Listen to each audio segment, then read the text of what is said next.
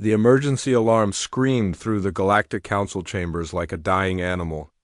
Ambassador Zexhai of the Catherian Empire clutched his ceremonial staff with all four of his trembling hands as the holographic display showed red warning symbols across 17 different star systems. "They're back," whispered Council Member Vorth, her blue skin turning an even paler shade.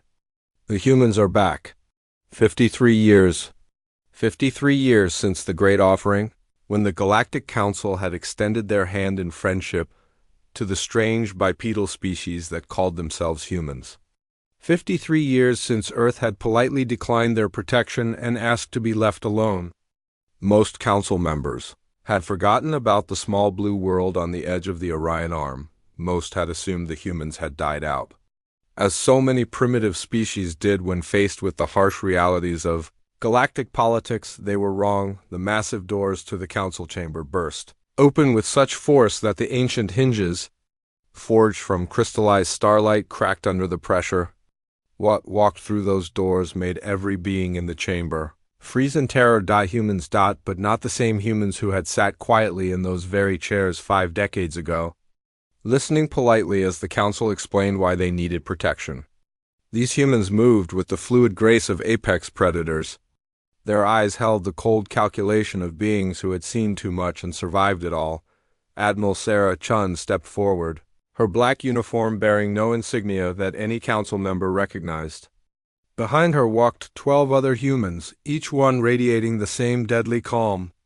The temperature in the room seemed to drop 10 degrees. "Council members," Admiral Chun said, her voice carrying easily through the vast chamber without any amplification. "We need to talk." Ambassador Zexhai found his voice first. "Admiral Chun, isn't it? How wonderful to see humans again after all these years. We had wondered what became of your species. The galaxy is a dangerous place for those without proper protection." The human admiral's lips curved into something that might have been a smile if smiles could freeze blood. "Oh, we learned about danger, Ambassador. We learned very well." She gestured to one of her companions who activated a holographic projector. The display that materialized above the council floor made several members gasp audibly. It showed a star map, but not any star map they recognized. This one was marked with thousands upon thousands of human symbols, spreading out from Earth like a virus consuming everything in its path. 53 years ago, Admiral Chun continued, her voice never rising above conversational levels, you offered us safety, protection from the hostile forces that prowl the galaxy. You told us we were too primitive, too weak to survive on our own. Council Member Vorth shifted nervously in her seat. "And we meant every word, Admiral. The offer still stands. Humanity can still join the Galactic Council under our protection." Protection. The word rolled off Chen's tongue like a curse. "Do you know what we discovered, Council Member Vorth, in the years after your generous offer?" The holographic display changed, showing detailed intelligence reports, ship manifests, communication intercepts, banking records. The evidence was overwhelming and damning. "We discovered that the hostile forces you warned us about were pirates and raiders, working directly for council member species. We found shipping manifests showing that primitive worlds under your protection were being systematically harvested for resources and slave labor. We learned that your protection racket has been operating for over 2,000 years. The silence in the chamber was deafening. Ambassador Zexhai's 4 hands had gone completely numb. "Admiral, surely you don't believe these wild accusations?" "Accusations?" Admiral Chin's voice finally rose, just a fraction, but the change made every being in the room flinch. "These aren't accusations, Ambassador. These are facts. Facts we spent 53 years gathering while you thought we were hiding in our little corner of space." Trembling with fear, she nodded to another human who activated a second projector. This display showed ship movements, battle reports, and most terrifyingly of all, a complete breakdown of every military asset belonging to every council member species. While you were congratulating yourselves on maintaining galactic peace through intimidation and exploitation, we were watching, learning, growing stronger. Do you want to know what we've been doing for the past 53 years, council members? No one answered. No one dared. We've been hunting, Admiral Chun said simply. Hunting the raiders that prey on innocent worlds. The slave traders. The pirates. The corrupt officials who enable them. And do you know what we found when we followed the money, followed the supply chains, followed the orders? The display zoomed in on specific council member worlds, showing detailed surveillance footage of government facilities, military bases, and financial institutions. We found you. Ambassador Zexhai felt his heart skip a beat. The evidence was undeniable.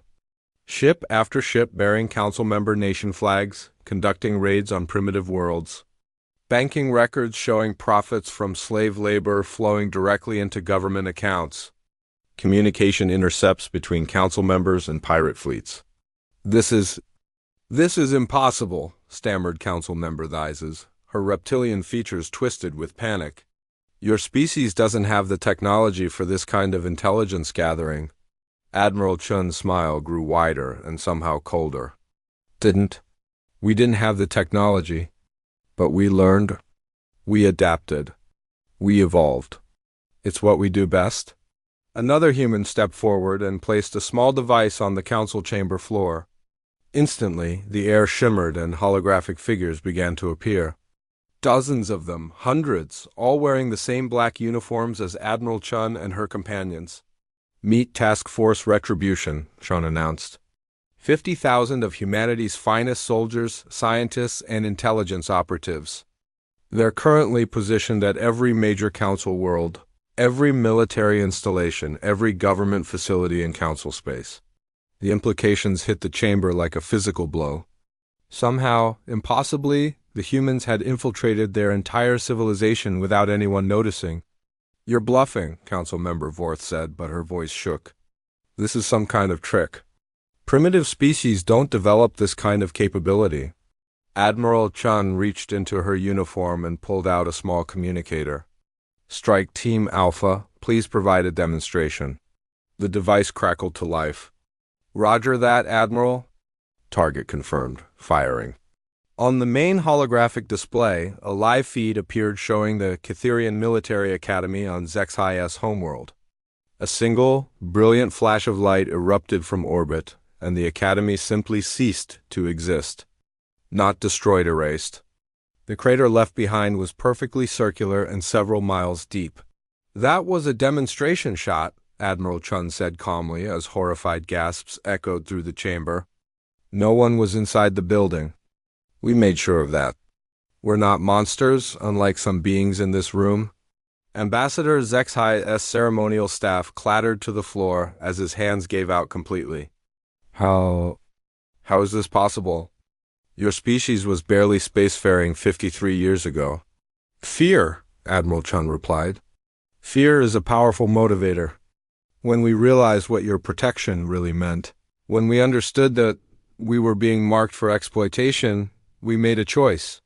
We could submit and become another conquered species in your collection, or we could become something you never expected. She gestured to the holographic soldiers surrounding the chamber. We became apex predators. We took every advantage we had: our adaptability, our creativity, our willingness to do whatever it takes to survive, and we weaponized it. The display changed again, showing technological marvels that defied understanding. Ships that moved without visible propulsion. Weapons that could erase matter at the molecular level. Stealth technology that made them completely undetectable. 53 years, Council members. 53 years of development without your guidance, without your restrictions, without your oversight. Do you know what a species can accomplish in 53 years when they're motivated by the absolute certainty that failure means slavery or death? Council Member Thizes found her voice, though it came out as barely a whisper. What do you want? Why are you here? You could have simply eliminated us. Why this conversation? Admiral Chin's expression softened slightly, though her eyes remained hard as steel. Because despite everything, despite the evidence of your crimes, we're still human. We still believe in justice over vengeance. We're giving you one chance, one single opportunity to make this right. And if we refuse? Ambassador Zexhai asked, though he already knew the answer. The Admiral's smile disappeared entirely. Then we stop being civilized. Around the chamber, the holographic soldiers moved in perfect synchronization, their weapons materializing in their hands. Advanced technology that made Council military equipment look like stone knives and bearskins?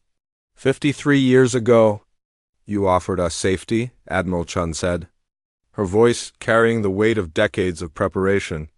Today we're offering you justice. Choose wisely, Council members. The galaxy is watching and humanity is done asking nullessly.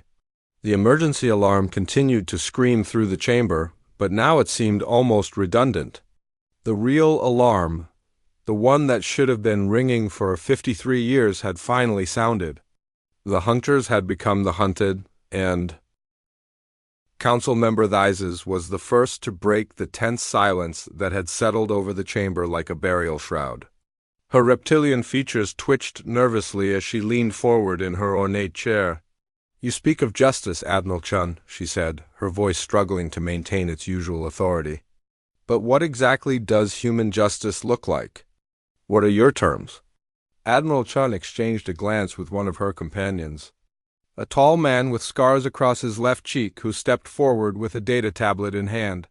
Commander Rodriguez will outline our requirements, Chun said simply. Rodriguez activated his tablet, and the holographic display above the chamber floor shifted to show a detailed list of demands. Each item that appeared made the Council members sink deeper into their seats. First, Rodriguez began, his voice carrying a slight accent that none of the aliens could place.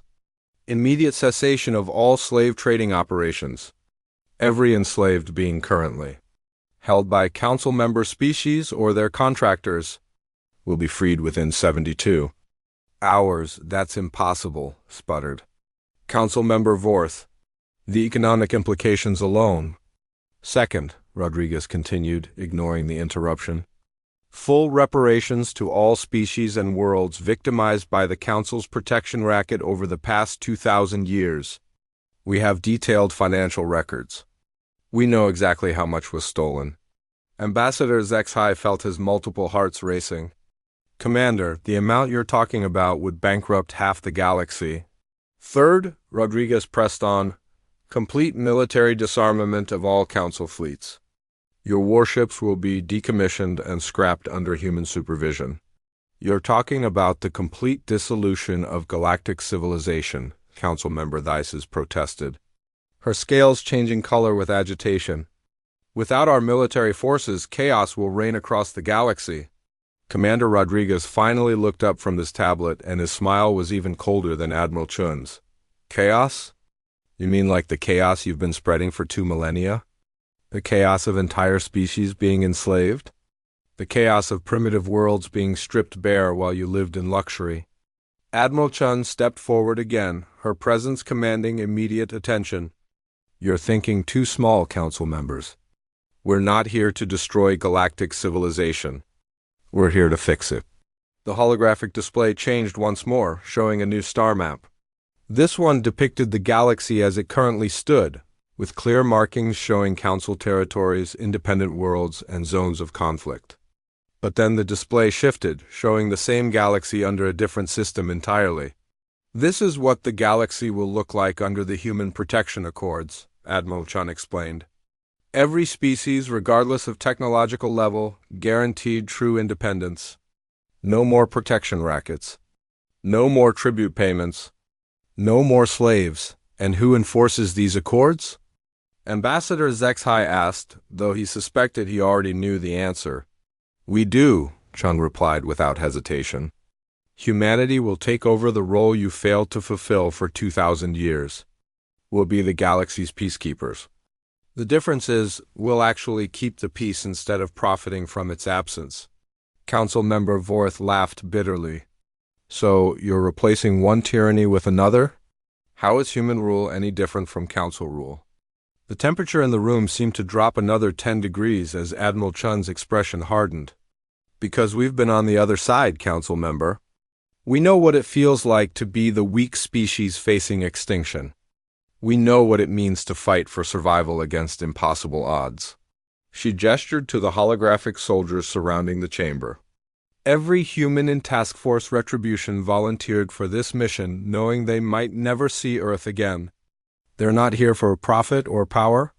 They're here because they remember what you offered us 53 years ago, and they remember what we chose instead. Commander Rodriguez stepped forward again.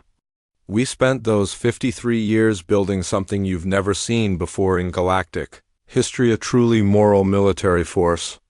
Our soldiers don't conquer. They liberate. Our scientists don't exploit. They heal. Our leaders don't rule. They serve. Pretty words, Councilmember Thizes said skeptically. But how do we know you won't become exactly like us once you have power? The question seemed to amuse Admiral Chun. Because we already have power, Councilmember? Right now, total, absolute power over every council world. We could have glassed your planets from orbit and taken what we wanted. Instead, we're sitting here talking to you. The implications of that statement sank in slowly. The humans weren't seeking power, they already had it. They had achieved total military superiority over the Council and chosen negotiation over annihilation. We've studied your history, Chun continued. 2,000 years of Council rule, and what do you have to show for it? Billions of enslaved beings. Hundreds of worlds stripped bare. Countless species driven to extinction for profit. You've turned the galaxy into a machine for generating suffering. The display changed again, showing detailed reports from across Council space. Slave markets on Tice's homeworld. Strip mining operations that had turned verdant worlds into barren rocks. Entire species reduced to single-digit populations. We spent 53 years documenting your crimes, Commander Rodriguez said grimly. Every transaction, every shipment of slaves, every world you've destroyed. The evidence is overwhelming and undeniable. So what happens now? Ambassador Zexhai asked, his voice barely above a whisper. Do we submit to your demands or do you destroy us? Admiral Chen was quiet for a long moment, studying the terrified faces of the council members. When she spoke, her voice was softer, but somehow more menacing. That depends on you. We're offering you the same choice you offered us 53 years ago, protection. The difference is, our protection is real. She nodded to one of her companions, who activated another holographic display. This one showed human fleets positioned throughout the galaxy. Massive ships unlike anything the Council had ever seen. Humanity is taking over galactic security whether you agree or not, Chun stated matter-of-factly. The question is whether you want to be part of the solution or part of the past. We can work together to build a better galaxy, or we can work around you, and if we choose to fight? Council Member Vorth asked defiantly. The humans in the chamber exchanged glances, and several of them actually smiled. Not pleasant smiles. Council Member Vorth, Admiral Chun said patiently, do you remember what happened to the Zirathi Empire? The question sent a chill through the chamber. The Zirathi had been one of the most powerful military forces in the galaxy, with advanced technology and a reputation for ruthlessness. They had disappeared 3 years ago, seemingly overnight. That was you, Ambassador Zexhai breathed.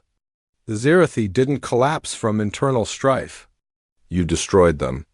The Zirathi were running the largest slave trading operation in galactic history, Commander Rodriguez confirmed.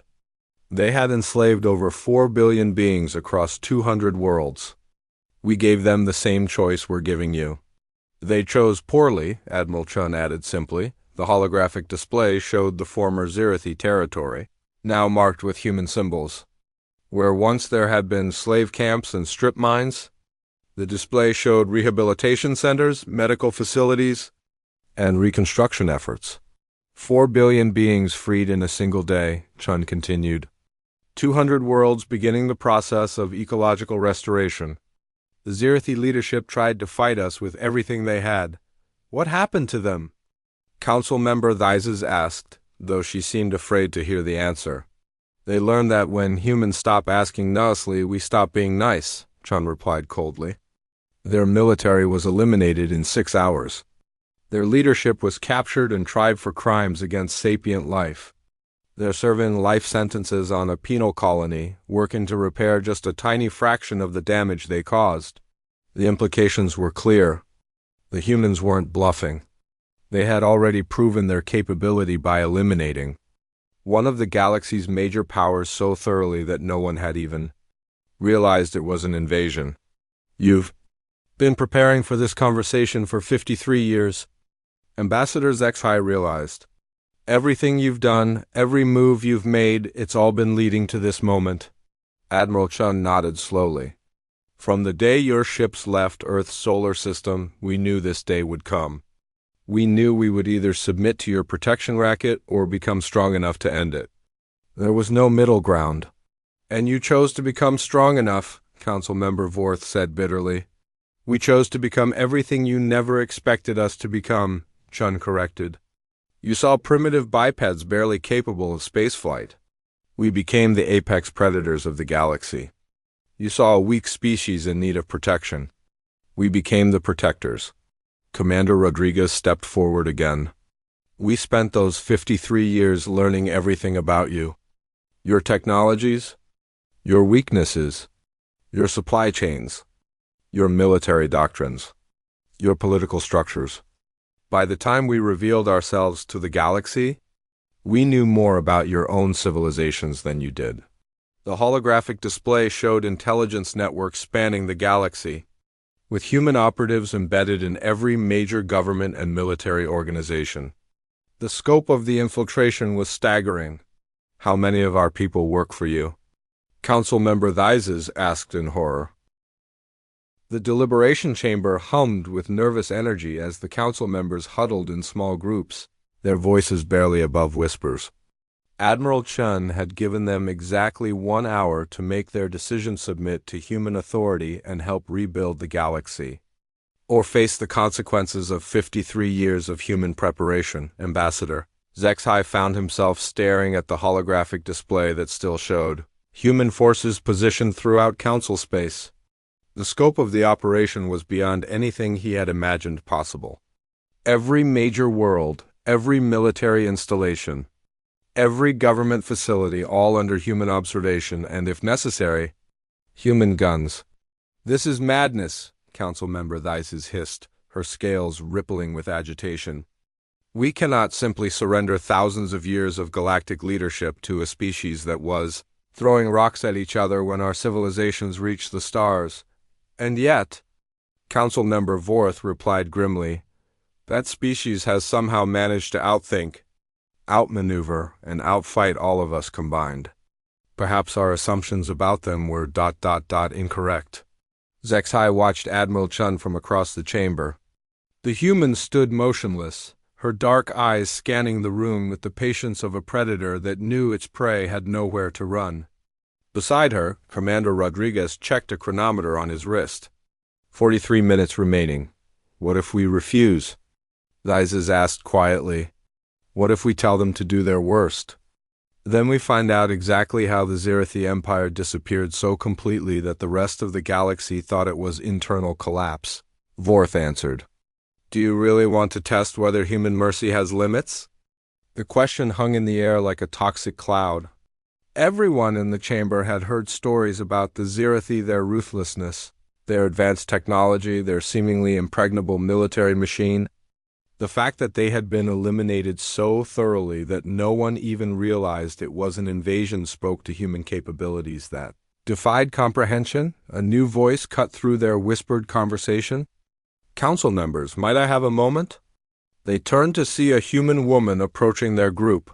She was older than Admiral Chun, with silver hair and kind eyes that somehow made her more unsettling than the military personnel. Dr. Elizabeth Hawthorne, she introduced herself with a slight smile. I'm the task force's chief diplomatic advisor.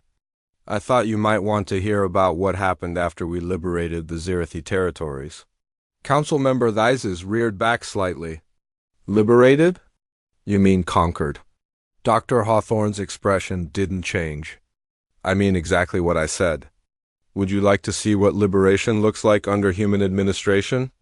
Without waiting for an answer, she activated a small holographic projector. The display that materialized showed worlds that had once been in Zirithi space, but they looked nothing like the strip mined. Polluted wastelands that had existed under alien rule. "This is Xeric Prime," Dr. Hawthorne explained, indicating a lush world covered in green vegetation and blue oceans. 3 years ago, it was a slave production center with a population of 2 billion enslaved beings and an atmosphere so polluted that you needed protective gear to breathe. The hologram shifted, showing before and after images that were almost impossible to believe. Where once there had been massive industrial complexes belching toxic smoke, now there were cities that seemed to grow from the landscape itself. Where slave quarters had housed millions of beings in horrific conditions, now there were parks, schools, and homes. How is this possible? Ambassador Zexhai asked, genuine amazement in his voice. The ecological damage alone should have taken centuries to repair. Human technology has advanced considerably in 53 years. Dr. Hawthorne replied. But more importantly, we had help from every being on that world. When people are working to rebuild their own future instead of being forced to work for someone else's profit, amazing things become possible. She gestured to the hologram, which now showed bustling markets, children playing in clean streets, and beings of dozens of different species working together on construction projects. Every former slave on Xeric Prime is now a citizen with full rights and freedoms. They elect their own leaders. They control their own resources. They determine their own future. And in return, they've helped us turn their world into one of the most prosperous and beautiful places in the galaxy. Councilmember Vorth studied the images intently. What about the former Zirithi? Their government officials? Their military leaders? Dr. Hawthorne's expression grew colder. Those who were directly responsible for crimes against sapient life are serving appropriate sentences. Those who were simply following orders or caught in a corrupt system were given the opportunity to make amends. And they accepted? Vyzes asked skeptically. Most did, Hawthorne replied. It turns out that when you give people a chance to be part of something better instead of just punishing them for something worse, they often surprise you. The hologram changed again, showing Zirithi individuals working alongside humans and former slaves to construct new infrastructure. The sight was surreal, former oppressors and victims collaborating on projects that benefited everyone. This is what human justice looks like, Dr. Hawthorne continued. It's not about punishment for its own sake. It's about making things right and ensuring they stay right. Ambassador Zexhai felt something he hadn't experienced in decades. Hope. And you would do this for our worlds? For our people? Council member, Dr. Hawthorne said gently, we're already doing it. We've been quietly helping oppressed populations throughout your territories for years.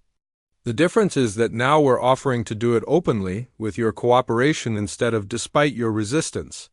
She activated another display, this one showing humanitarian operations across council space. Medical supplies being distributed to poverty-stricken worlds. Educational programs being established on primitive planets. Infrastructure being built on worlds that have been strip-mined for resources. We've been working to undo the damage caused by the Council's policies for over a decade, Hawthorne explained. The only question is whether you want to be part of the solution or continue being part of the problem. Council member Vorth looked around the chamber, noticing for the first time that many of her colleagues seemed to be having similar conversations with other humans. How many of you are here? Dr. Hawthorne smiled. In this chamber? 27. In council space? About 200,000. We believe in thorough preparation. The number was staggering. Somehow, humanity had managed to position 200,000 operatives throughout galactic civilization without anyone noticing. The implications of that level of infiltration were mind-boggling. 15 minutes remaining. Commander Rodriguez announced from across the chamber. Admiral Chun stepped forward again, her presence immediately commanding attention from everyone in the room. Council members, I understand this is a difficult decision. You're being asked to give up power that your civilizations have held for millennia. She gestured to the holographic displays showing liberated worlds. But I want you to understand what you're being offered in return. You're being given the chance to be remembered as the leaders who chose cooperation over conflict, who chose justice over profit, who chose to build something better instead of clinging to something broken. Councilmember Thizes raised her head, meeting Chun's gaze directly. And if we refuse? If we choose to fight? Chun's expression grew solemn. Then you'll be remembered as the last generation of a failed system. Your worlds will be liberated with or without your cooperation. Your people will be free whether you help us or not. The only difference is whether you're part of the future we're building or a footnote in its history. 10 minutes. Rodriguez called out, the weight of the moment pressed down on the chamber like a physical force. 53 years of human preparation had led to this single decision point. The future of galactic civilization hung in the balance. Ambassador HFY was the first to stand. His 4 hands shook as he raised them in the traditional gesture of surrender that was recognized throughout the galaxy. I, on behalf of the Catherian Empire, accept human authority and pledge to cooperate in the establishment of the Human Protection Accords. His words seemed to break a dam. One by one, the other council members rose from their seats, each adding their voice to his. Within minutes, every member of the Galactic Council had formally surrendered their authority to humanity. Admiral Chun nodded slowly, her expression showing no triumph, only grim satisfaction. Thank you, council members. You've made the right choice. She activated her communicator. All teams, this is Admiral Chun. The council has accepted our terms. Initiate Liberation Protocol galaxy-wide. Repeat, initiate Liberation Protocol. The response was immediate. Confirmed, Admiral. Liberation Protocol is now active across all sectors. The holographic displays throughout the chamber came alive with activity. Across the galaxy, human forces were moving into action, not as conquerors, but as liberators. Slave camps were being opened. Corrupt officials were being arrested. Exploitative industries were being shut down. What happens now? Councilmember Vorth asked, though she seemed almost relieved to no longer bear the weight of leadership. Dr. Hawthorne stepped forward with a warm smile.